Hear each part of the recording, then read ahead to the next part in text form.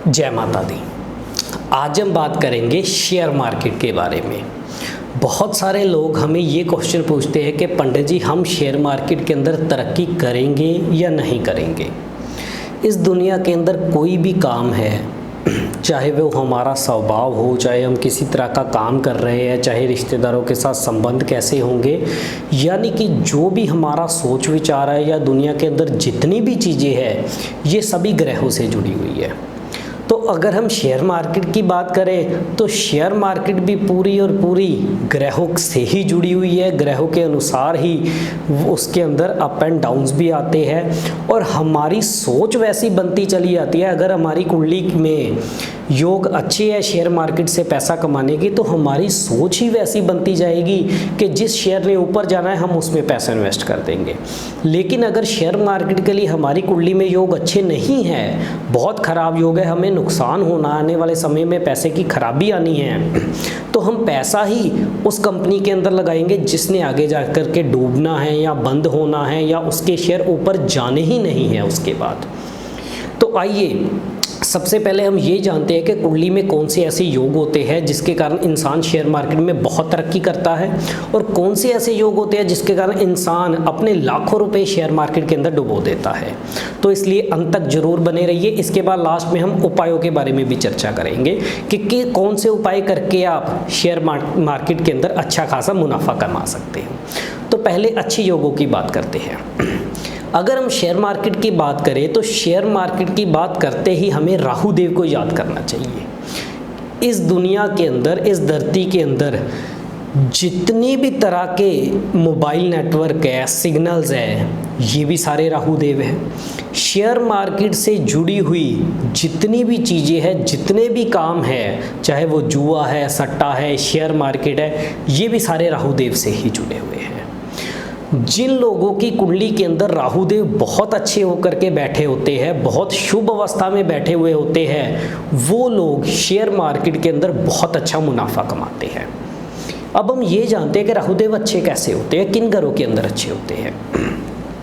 जन्म कुंडली के तीसरे घर के अंदर या छठे घर के अंदर अगर राहु देव जाकर के बैठ जाए और कुंडली में उसी समय शनि और सूर्य इकट्ठे ना हो, यानी कि राहु तीसरे घर में बैठे हुए हैं और शनि और सूर्य जन्म कुंडली में इकट्ठे नहीं बैठे, एक साथ नहीं बैठे, तो मान लीजिए आपके राहुदेव बहुत शुभ है। या राहुदेव छठे घर में बैठे हुए हैं, शनि सूर्य एक साथ नहीं है तो भी राहुदेव शुभ है। राहुदेव चौथे घर में बैठे हैं, शनि सूर्य एक साथ नहीं है तो राहुदेव आपके बहुत शुभ है। इन घरों के अंदर चौथे, तीसरे या छठे घर में अगर राहुदेव अच्छे होकर के बैठ जाए, इंसान शेयर मार्केट का काम शुरू कर दे, शेयर मार्केट में पैसा लगाना शुरू कर दे, जुए सट्टे का काम करे, इंसान बहुत तरक्की करता है, बहुत आगे जाता है।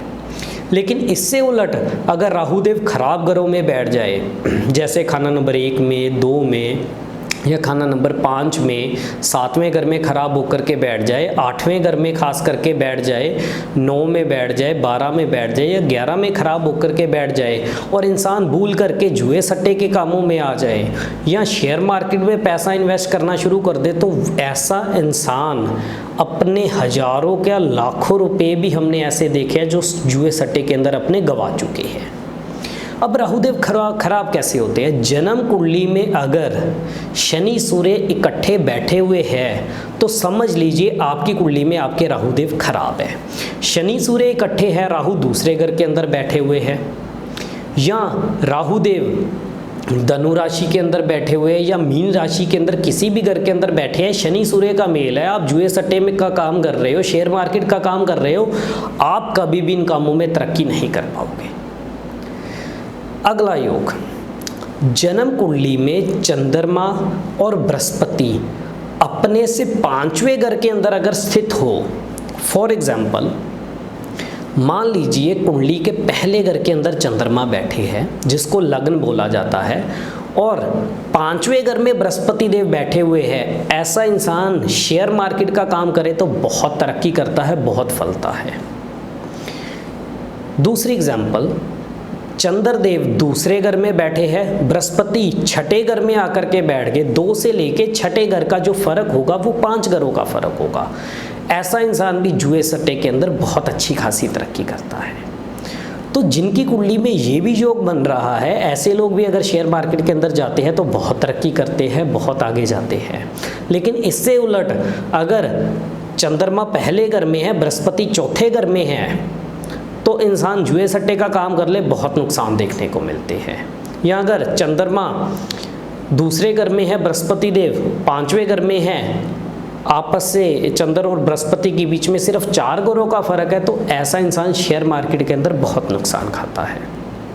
राहु, एक और योग के बारे में बात करूंगा। राहु देव तो अगर कहते हैं कि अष्टम घर के अंदर बैठ जाए, इंसान जिस भी कंपनी के अंदर पैसा लगाएगा वो कंपनी डूब जाएगी या बंद हो जाएगी, या शेयर वो कभी भी ऊपर जाएगा ही नहीं।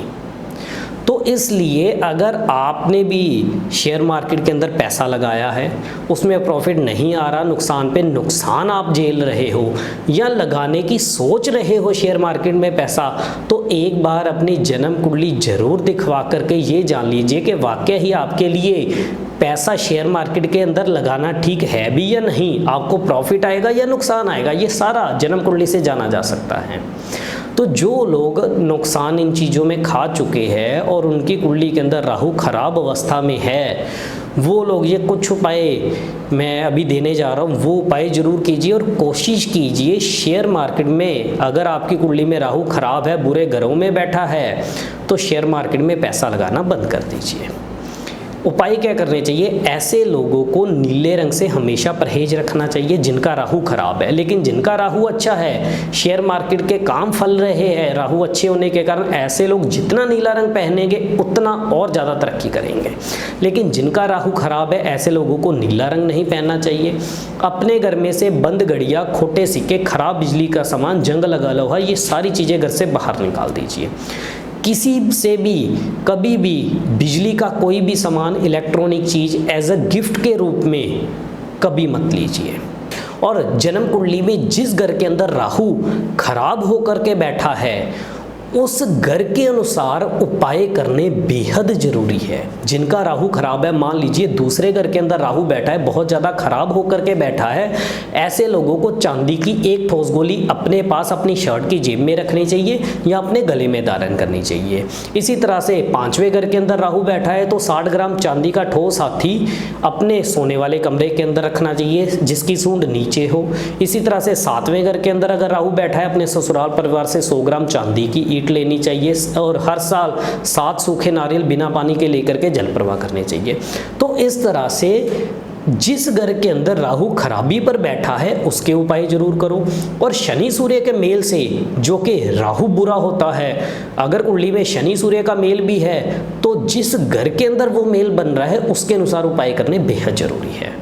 तो मात्र आप इतने से उपाय करके अपने राहु को अच्छा कर सकते हो, शेयर मार्केट में मुनाफा पा सकते हो और अपने डूबते हुए पैसे को भी शेयर मार्केट में वापस लेके आ सकते हो। इसी तरह से हम और भी विषयों पे चर्चा करते रहेंगे। इजाज़त दीजिए। जय माता।